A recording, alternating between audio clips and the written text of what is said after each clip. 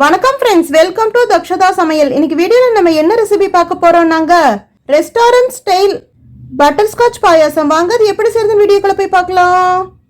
Butterscotch பாயாசம் செய்யறதுக்கு அடுப்புல ஒரு கடாய் வச்சுக்கலாங்க. இப்போ அடுப்பு லோ ஃப்ளேம்ல தான் இருக்கு. 1.5 டேபிள் ஸ்பூன் நெய் விட்டுக்கலாங்க. பாருங்க, நெய் சூடாயிருச்சு. 10-15 முந்திரி நம்ம கோல்டன் ப்ரௌனா வறுத்துக்கலாம். பாருங்க, முந்திரி நல்லா கோல்டன் ப்ரௌனா வந்துருச்சு. இப்போ நெய்யிலேருந்து நம்ம இந்த முந்திரி வடிச்சு எடுத்துடலாம். பாருங்க, நெய்யிலேருந்து நம்ம முந்திரியோட கோல்டன் ப்ரௌனா வந்துருச்சு. வறுத்து எடுத்துட்டு இப்போ பேலன்ஸ் நெய் இருக்குங்க, அதில் 1/2 கப் பாயாச சேமியா நம்ம கோல்டன் ப்ரௌனா வறுத்துக்கலாம்.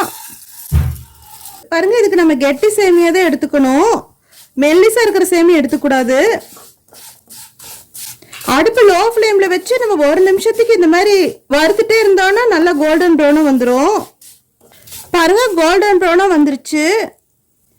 இப்போ நம்ம இந்த கடாயில 1/2 லிட்டர் பால் சேர்த்திக்கலாம், காய்ச்சின பால். நல்லா மிக்ஸ் பண்ணி விட்டுட்டு நம்ம அடுப்பு ஹை ஃப்ளேம்ல வச்சுக்கலாங்க. அடுப்பு ஹை ஃப்ளேம்ல வச்சு நம்ம 2 கொதி விட்டுட்டோம்னா இந்த சேமியா நல்லா வெந்துடும். பாருங்க, அடுப்பு ஹை ஃப்ளேம்ல 5 நிமிஷம் கொதிச்சுட்டே இருக்க போக இந்த சேமியா நல்லா வெந்து வந்துருச்சு. நம்ம செக் பண்ணிக்கலாங்க. இப்போ நம்ம அடுப்பு லோ ஃப்ளேம்ல மாத்திட்டு நம்ம கொஞ்ச நேரம் அடுப்பு மாத்தி வச்சுக்கலாங்க.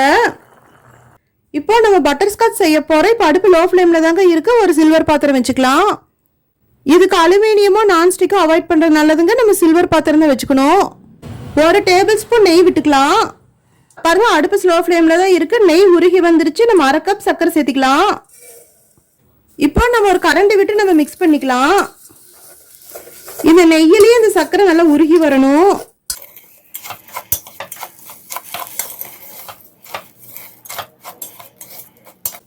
பாருங்க, சர்க்கரை உருகி வர வர கலர் சேஞ்ச் ஆயிட்டு வருது. அடுப்பு மீடியம் ஃப்ளேம்லயோ ஹை ஃப்ளேம்லயோ இருந்ததுன்னா சர்க்கரை அதிகமாக கரைஞ்சிரும், பாயாசம் கசப்பு தன்மை கிடைச்சிருங்க. அதனால அடுப்பு லோ ஃப்ளேம்ல தான் இருக்கணும்.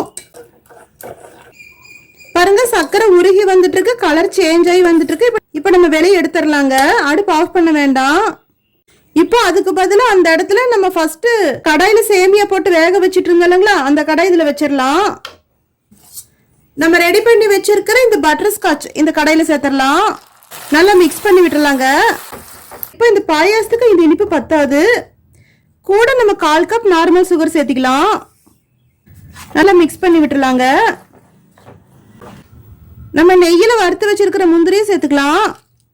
இப்போ நம்ம அடுப்பு மீடியம் ஃப்ளேமுக்கு மாத்திக்கலாங்க. சர்க்கரை சேர்த்ததுக்கு அப்புறம் உருகி வரும். அடுப்பு மீடியம் ஃப்ளேம்ல வச்சு நம்ம ஒரு கொதி விட்டுக்கலாம்.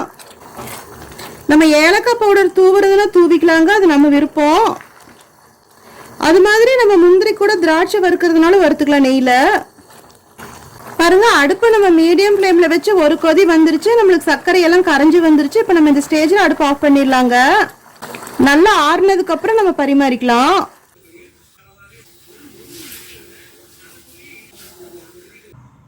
நம்ம சேனல் பிடிச்சிருந்தா லைக் பண்ணுங்க, கமெண்ட் பண்ணுங்க, ஷேர் பண்ணுங்க, சப்ஸ்கிரைப் பண்ணுங்க. அப்படியே பக்கத்தில் இருக்கிற பெல் ஐக்கானே மறக்காம கிளிக் பண்ணுங்க. தேங்க்யூ.